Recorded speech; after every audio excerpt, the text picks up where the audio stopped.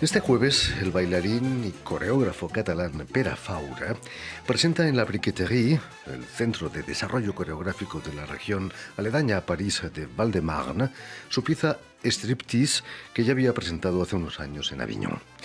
En esta pieza, que la crítica ha tildado como ovni coreográfico, Pere Faura utiliza todos los arquetipos del striptease con una buena dosis de humor, jugando a la vez con el pudor del público. Y para hablarnos precisamente de su striptease y de su trayectoria en el mundo de la danza, Pere Faura ha sido tan amable de venir hasta nuestros estudios. Buenas tardes, Pere. Hola, ¿qué tal? Y sobre todo, muchísimas gracias por haber aceptado nuestra invitación. De nada, un placer. Permíteme que explique antes que nada, Pere, que has nacido en 1980 en Barcelona, donde vas a realizar, antes de entrar en el mundo de la danza, estudios de flauta y canto en el conservatorio y teatro y dirección teatral en el Instituto del Teatro de Barcelona. Y imagino que en tu familia había como una sensibilidad especial para las artes escénicas, ¿no? ¿O no? Sí, viene un poco de parte de mi madre. Ella es la que me enchufó a la escuela de música cuando yo tenía 5 años, que estaba al lado de casa. Y en la escuela de música me quedé hasta los 21, o sea, de los 5 a los 21, y ahí hice todo el solfeo, los estudios teóricos de música, canto, flauta, etc. Y de ahí descubrí el teatro y del teatro descubrí la danza. O sea, fue un poco...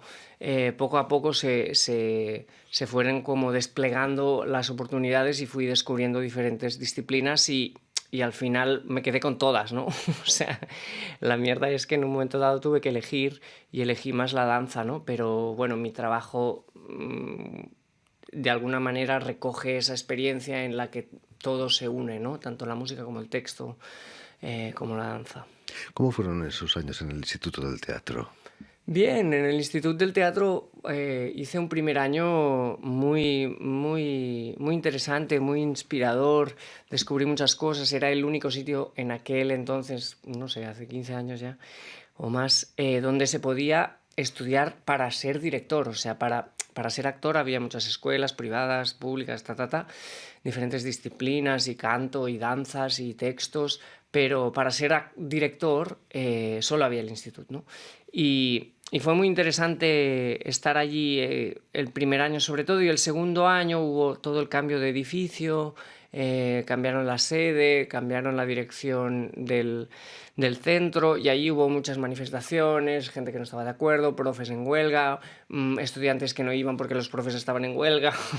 Y entonces yo, que ya estaba un poco perdido de si quería danza o teatro o música, no sé qué, estar en un sitio que también estaba perdido no me iba muy bien. Y entonces el segundo año lo recuerdo un poco más caótico, ¿no? Y después también recuerdo que quizás ahora ha cambiado mucho el instituto, ¿no? Pero en aquel entonces pues la dirección teatral estaba muy enfocada al texto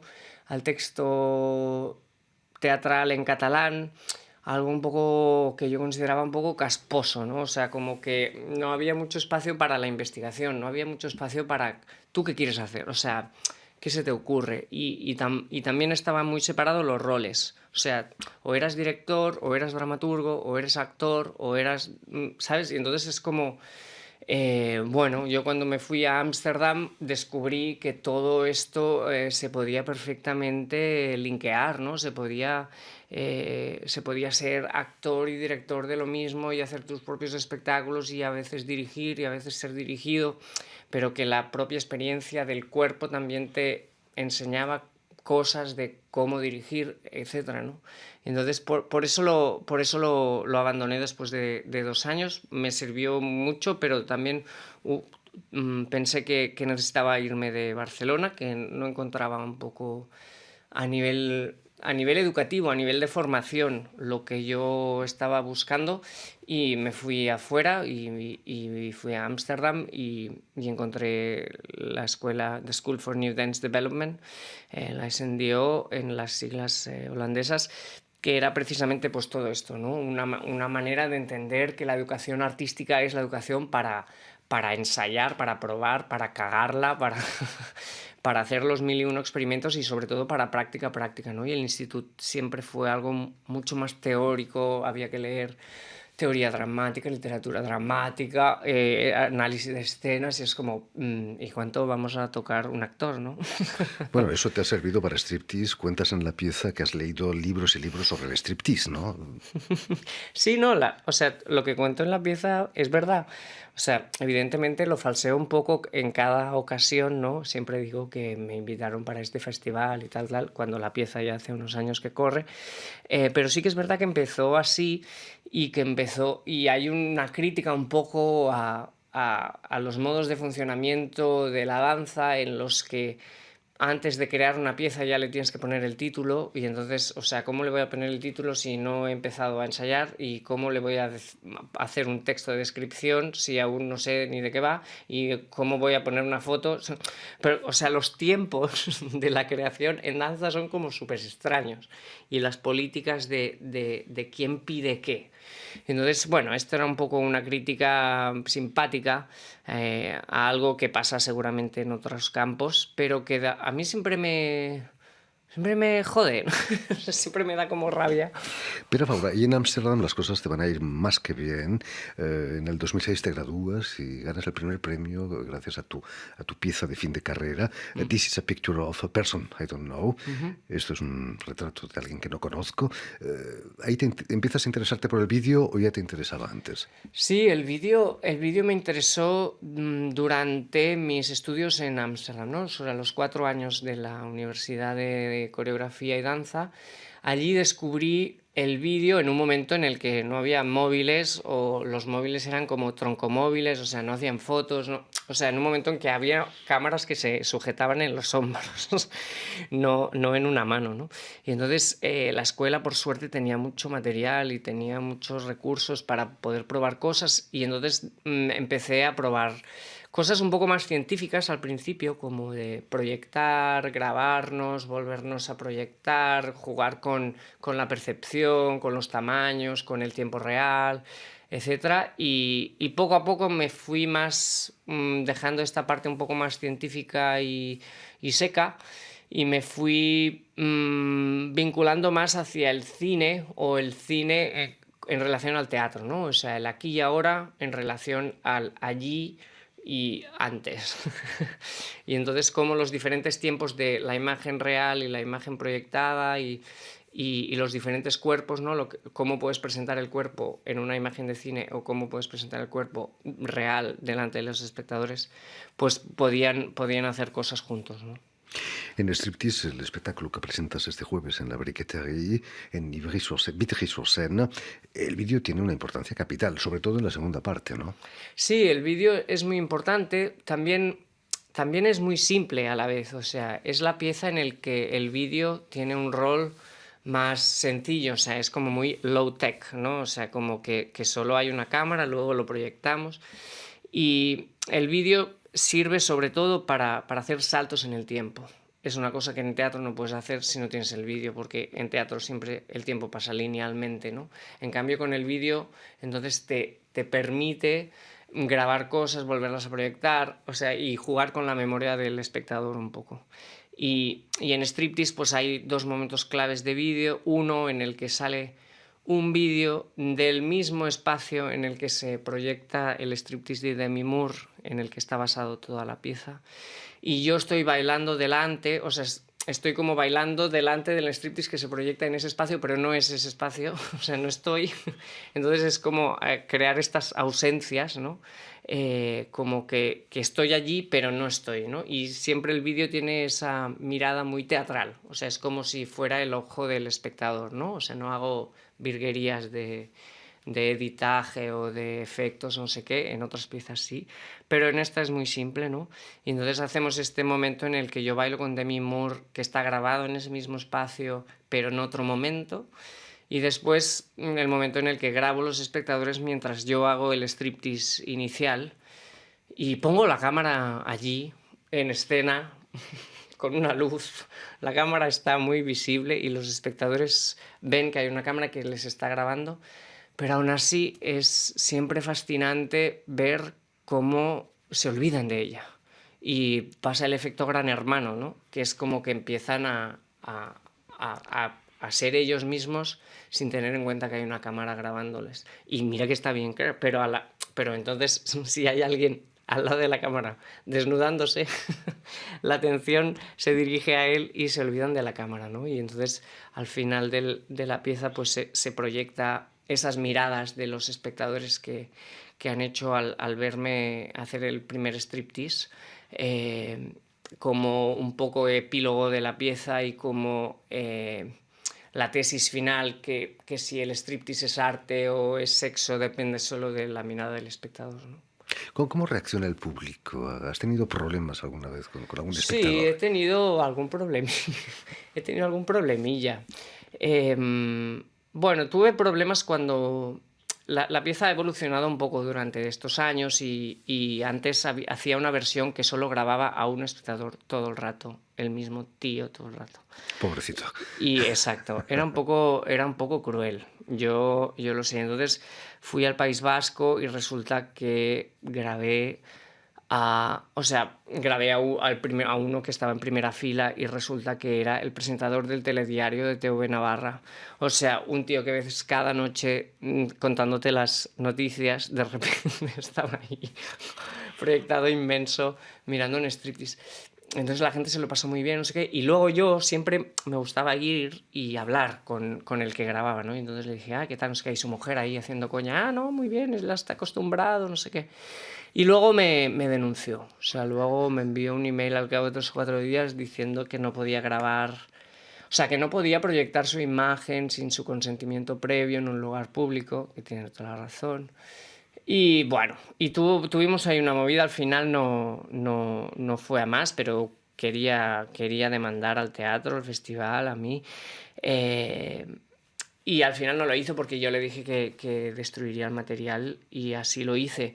Pero para mí había una reflexión muy interesante, aparte del derecho de la imagen, que ya sé cómo va, que es que él me contaba que, bueno, pues no tenía ganas de ponerse en el mismo nivel que los viejos verdes que ven el striptease de Demi Moore en la película, o que si él era un hombre y yo era un hombre, entonces la gente pensaba que él era homosexual.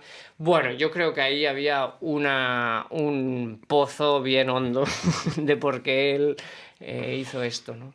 Pero bueno, a partir de ahí decidí cambiar la pieza y entonces en vez de grabar a una persona, grabo a varias. Entonces al principio empiezo con 4, luego 2, luego 1 y también hay hombres y mujeres y eso a la pieza también le va mejor porque también tú mismo analizas la diferencia entre hombres y mujeres o si esto importa o no importa o cuándo importa, en qué movimientos importa. Y entonces fue bonito tener ese accidente, digamos, como para descubrir otras maravillas de la pieza, ¿no? De todos modos, el público sabe a qué atenerse cuando va a ver una pieza que se llama striptease. Bueno, esto también es parte del texto que hablo, ¿no? Que los títulos siempre llevan en sí una invitación o unas expectativas, ¿no? Y evidentemente, si tú llamas a una pieza striptease, pues tienes todas las expectativas habidas y por haber. Pero es una pieza de danza. O sea, y entonces yo me he encontrado periodistas que me han preguntado si el espectáculo era solo para hombres. No, si el espectáculo era solo para mujeres, evidentemente, porque era striptease y yo era un hombre. Luego después me he encontrado festivales que me han venido las chicas bueno, la chica que lo lleva me ha dicho, nunca había habido tanta gente en Palermo. Entonces era como, o sea, ¿cómo es este título? O sea, es el mejor título que he puesto nunca a una pieza. y creo que ya no voy a poner nunca un título tan bueno porque crea como muchas expectativas y entonces la gente pues, se ve con las ganas o sea, con la capacidad de ir a ver danza, pero que va de striptease, ¿no? O sea, como de hacer lo inmoral dentro de lo moral. Cuando para mí el espectáculo va sobre teatro, o sea, va sobre el hecho teatral, va sobre eso, qué esperamos de ver en un espectáculo de danza o en un espectáculo de teatro, cómo vemos el cuerpo que se mueve, es un cuerpo erótico, es un cuerpo artístico, qué experiencia queremos tener como público, reflexionamos o solo observamos.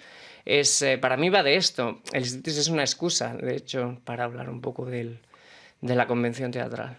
Mucho más moral es tu última obra que has presentado en Barcelona, Sin baile no hay paraíso. Das un verdadero repaso a la historia de la danza, desde el Lago de los Cisnes a Teresa de Kermaker, pasando por Cantando bajo la lluvia, ¿no? Son tus amores de infancia. Sí, son mis amores platónicos un poco y tenía ganas de ponerlos juntos porque cuando los dices así, sabes, uno al lado del otro, como John Travolta, Gene Kelly, Anna Teresa Kesmaker y Ana Pavlova, Nada más y dices, nada ¿y esto menos. cómo se come, ¿no? Este soufflé. Y para mí tiene mucha importancia, ¿no? Y para mí los cuatro tienen el mismo valor, porque yo he aprendido cosas muy importantes, tanto como bailarín como luego como creador, de cada uno de ellos. Y para mí era como importante ponerlos uno al lado de otro, hablar de cosas, cosas que me apasionan de la danza y mi visión como coreógrafo actualmente a través de estas danzas que son jurásicas un poco, que forman parte mucho del pasado de la danza, pero que fueron mi despertar, digamos, a nivel de bailarín, pero que ha sido interesante revisitar a nivel de coreógrafo, ¿no? Y es interesante ponerlas al lado para también cuestionar un poco la diferencia entre alta cultura y baja cultura. O sea, ¿por qué Anna Teresa Kesmaker es alta cultura y Singing in the Rain es entertainment o John Travolta? No sé, es una reflexión que está muy presente en todo mi trabajo. ¿Con cuál te quedarías de los 4 o los 5? No, con todos. Con todos. Sí, porque, bueno, este es un poco mi trabajo, que es muy híbrido, ¿no? O sea, no respondo solo a una determinada técnica, a un determinado estilo. Yo siempre digo que cada pieza empieza de cero, ¿no? O sea, no soy como otros coreógrafos de danza contemporánea que lo hacen súper bien y que son muy inspiradores y que me encanta su trabajo, en el que ellos están más ocupados intentando ser masters en su estilo, ¿no? O sea, intentar encontrar ese cuerpo, ¿no? Y entonces les gusta un determinado tipo de cuerpo y lo presentan en cada pieza y una pieza va de A y la otra pieza va de B, una va sobre el amor y la otra sobre la muerte, pero en el fondo en lo que están ocupados es en esculpir ese cuerpo en movimiento que les fascina, ¿no? Yo no creo en el estilo, o sea, yo soy anti-estilo, o sea, cada pieza tiene su propio estilo porque tiene que ver con el concepto que despliega. Y entonces, si una pieza va sobre el striptease, pues en esa pieza lo único que bailo es el striptease de Demi Moore, 3 veces, cada vez diferente, y después hablo. En otras piezas no hablo nada, en otras piezas hago solo el hula hop. O sea, cada estilo, cada disciplina que trabajo tiene que ver con el concepto de la pieza y no con un estilo, digamos, como compañía. En fin, pues ya lo saben, tienen una cita este jueves en la Briqueterie, en Vitry-sur-Seine, el centro de desarrollo coreográfico de la región de Val-de-Marne, con el bailarín y coreógrafo catalán Pere Faura, quien presenta su pieza Striptease. Muchísimas gracias, Pere, por haber estado aquí con nosotros. Y si quieren volver a escuchar esta emisión o incluso verla en vídeo, pueden hacerlo en nuestra página web RFI en español, en YouTube, por supuesto, o en la página Facebook de la emisión El Invitado de RFI.